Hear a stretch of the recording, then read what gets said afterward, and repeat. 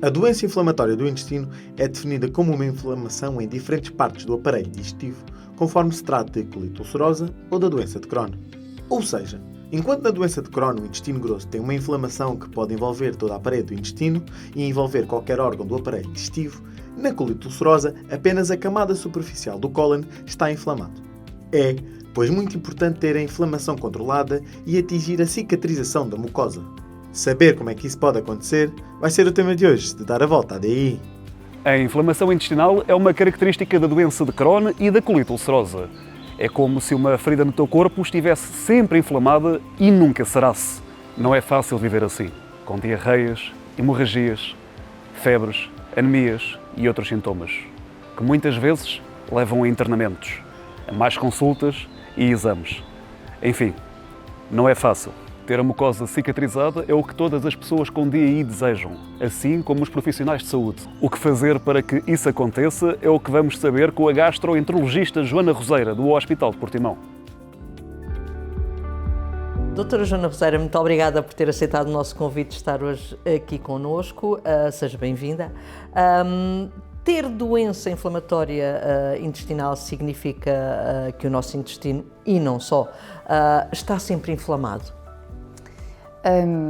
Eu acho que dizer que o intestino está sempre inflamado é uma forma muito simples de tentar explicar uma doença que é extremamente complexa, mas eu acho que para ser exatamente muito simples, acho que está correto dizermos que se não fizermos tratamento, então sim, o intestino está sempre inflamado. E aproveitando a deixa, eu gostava de dizer que a inflamação é muito maior do que os sintomas. Portanto, mesmo que os doentes não tenham sintomas, a inflamação existe. Chama-se inflamação subclínica. E há trabalhos que nos mostram, inclusivamente há um trabalho do Grupo de Estudos de Doença Inflamatória Intestinal Português, GD. Exatamente, que 75% dos doentes que não têm sintomas têm inflamação subclínica. Portanto, isso é muito importante lá para casa. Isso quer dizer que, aparentemente, nós podemos estar-nos a sentir muito bem, mas a inflamação está lá. E não está travada, digamos assim. Exatamente, disse-o da melhor forma. Portanto, independentemente do doente não ter sintomas, a inflamação persiste, é a tal inflamação subclínica, e o que o tratamento tenta fazer é travar esta inflamação, que leva às complicações e à progressão da doença. E esse é o objetivo. Esse é o objetivo que se tem, não é? Vamos falar agora de uma coisa que vocês falam muito, que é a mucosa cicatrizada. Primeiro, o que é a mucosa? E depois, se ela está integrada neste conceito da inflamação e quando é que ela está cicatrizada de facto? Então, a mucosa é a camada mais superficial do intestino. Nós no intestino temos 4 camadas, de dentro para fora temos a mucosa, a submucosa, a muscular e a serosa. E quando nós fazemos uma colonoscopia, aquilo que nós vemos, portanto, aquilo a que temos acesso, a que o nosso olho tem acesso, é exatamente a mucosa. E o objetivo ótimo do tratamento é a cicatrização da mucosa, ou cicatrização endoscópica, ou remissão endoscópica, é tudo a mesma coisa. É fácil ou é complicado chegar a esse ponto, digamos? Eu diria que talvez no passado tenha sido muito difícil. Hoje em dia, nas últimas décadas, nós temos assistido a mudanças muito importantes. Nós hoje em dia temos as chamadas terapêuticas avançadas, os fármacos biológicos, as pequenas moléculas, que nos permitem atingir este objetivo, a cicatrização da mucosa. Portanto, estamos no bom caminho, digamos assim, ao longo destas últimas décadas, o caminho que tem sido percorrido tem sido positivo. Sem dúvida, sem dúvida. Continuam a existir doentes que não respondem à grande maioria dos fármacos que nós temos disponíveis, e para isso são muito importantes, por exemplo, os ensaios clínicos com fármacos que ainda estejam em desenvolvimento, mas sem dúvida que os avanços que se têm feito nas últimas décadas são muito importantes e favoreceram a grande maioria dos doentes com doença inflamatória intestinal. É muito importante saber isso. Doutora, que consequências dessa inflamação, uma vez que me disse que muitas vezes aparentemente estamos bem, mas a parte intestinal continua inflamada, quais são as consequências dessa inflamação para a doença inflamatória, para os doentes de Crohn e colite ulcerosa? A inflamação persistente do intestino, de uma forma assim mais imediata, vai a determinada altura traduzir sintomas. diarreia, o sangue nas fezes, a urgência defecatória ou sintomas mais generalistas como a fadiga, por exemplo. E depois, a médio e longo prazo, vai dar origem às complicações e à progressão da doença. Complicações da doença, quais são? Pois. Na doença de Crohn, as estenoses e as fístulas são as complicações mais características. Não sei se é interessante explicar o que são estenoses e fístulas. Já que estamos aqui. Portanto, imaginem, por exemplo, uma canalização. Uma estenose é um aperto na canalização que vai ser propício a entupimentos e, havendo estes apertos e um aumento da pressão na canalização, esta canalização pode furar, romper, rasgar, que são as fístulas. Ok. Na colite ulcerosa, a inflamação persistente também pode dar origem a fístulas, fibrose, alterações do movimento do intestino e incontinência, por exemplo. Portanto, o que se tem de fazer é conseguir, de facto, travar a inflamação. E agora vamos para a questão de $1 milhão. Como é que se trava a inflamação? O que é que temos à nossa disposição, de facto? Já nos deu ali umas dicas, mas vamos agora aprofundar. O que é que temos à nossa disposição para que isso aconteça? O tratamento. Portanto, ao doente, aquilo que se pede é que procure ser seguido por um gastroenterologista, idealmente uma pessoa dedicada à doença inflamatória, porque é uma área tão extensa e que evolui tão rapidamente que um colega dedicado à doença inflamatória vai com certeza estar mais atualizado, e depois que seja cumpridor do tratamento, dos agendamentos, das consultas, dos exames. Só assim é possível chegar a bom porto. Claro. Diga-me uma coisa que eu acho que é importante para as pessoas que estão lá em casa perceberem ainda mais.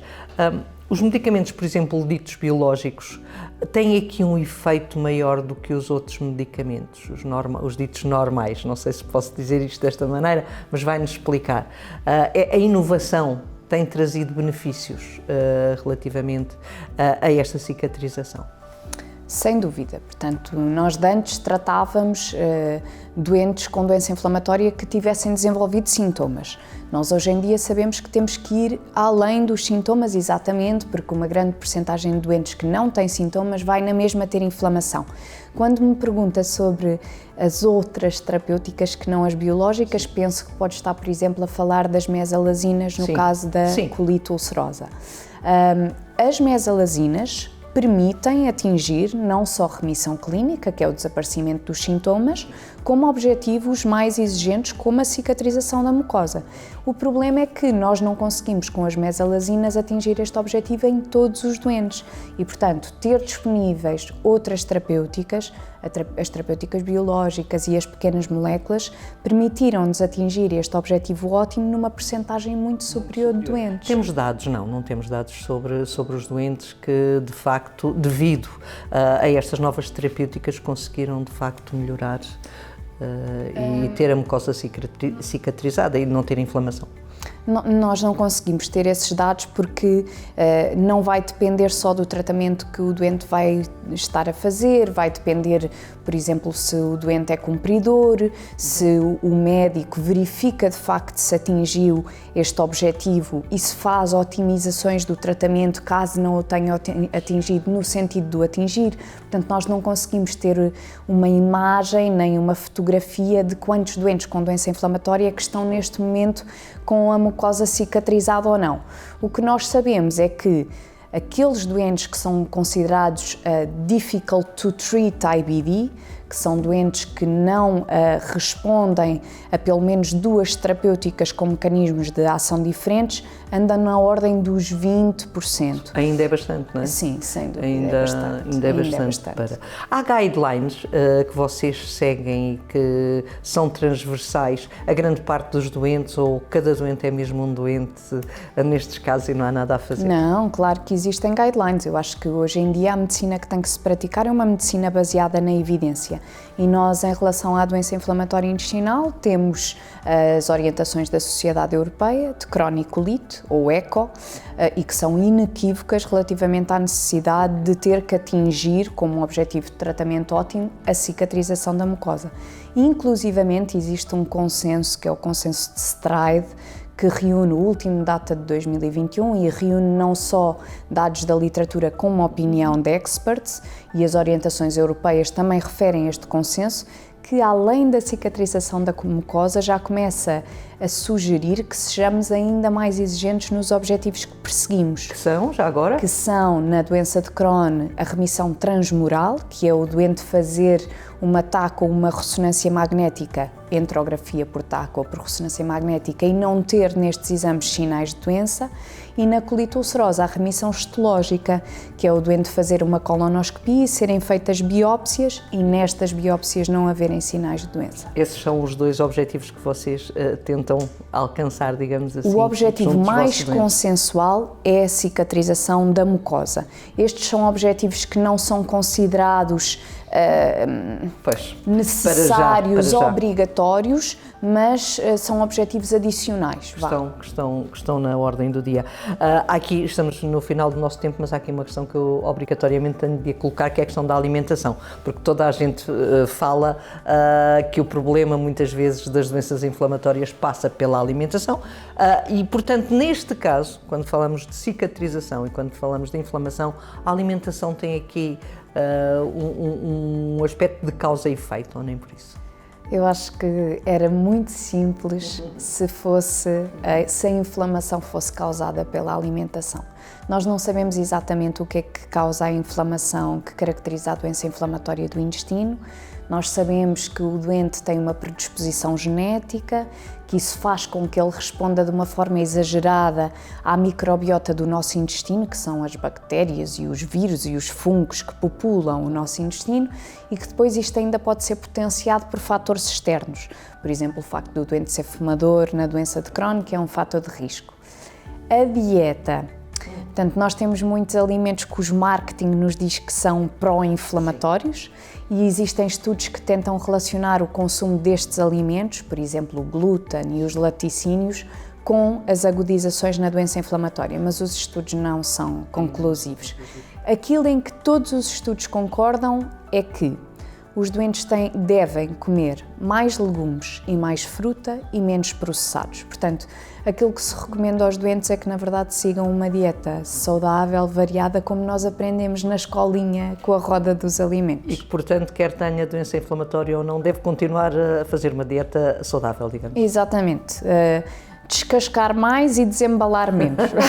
Mais frutas, mais legumes, menos refeições pré-preparadas, menos processados. Doutora Joana, foi um gosto. Muito obrigada. Obrigada eu. Ter DI significa que muitas vezes a inflamação vai estar presente na tua vida e na vida do teu aparelho digestivo. Esta inflamação está muitas vezes na origem das agudizações e das crises da tua doença. Por isso é muito importante que a mucosa esteja cicatrizada. Saberes tudo sobre esta situação vai ajudar-te a estar atento aos sinais. Anemia, cansaço, diarreia, cólicas abdominais, febre, são tudo sinais de que algo pode não estar bem. Fala com o teu médico e pergunta-lhe o que podes fazer para cuidar da tua mucosa. E se precisares, fala com a APDI sobre este assunto. Nós vamos ajudar-te, estamos cá para isso.